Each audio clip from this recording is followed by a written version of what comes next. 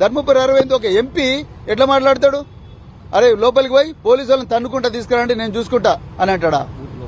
Booth లోపలికి పోయి police వాళ్ళని తన్నుకుంటా తీసుకురాబోండి నేను చూస్తా అంటాడా? ఒక సిట్టింగ్ ఎంపీ నేను పోలీసు వాళ్ళని తన్నుకుంటా తీసుకురండి అంటే ఇంకా ఎక్కడున్నది లా అండ్ ఆర్డర్? కేసీఆర్ గారి హయాంలో ఇట్లాంటివి ఎప్పుడు కూడా జరగలేదు. కేసీఆర్ గారు పోలీసు శాఖ ప్రతిష్ట పెంచిండ్రు.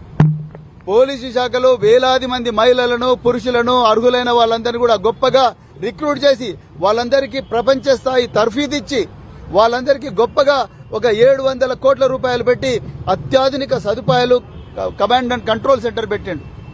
అదేవిధంగా పెట్రోల్ వెహికల్స్ ఇచ్చిండు. 10 లక్షల సీసీటీవీ కెమెరాలు ఇచ్చిండు. షీ టీంలు పెట్టిండు.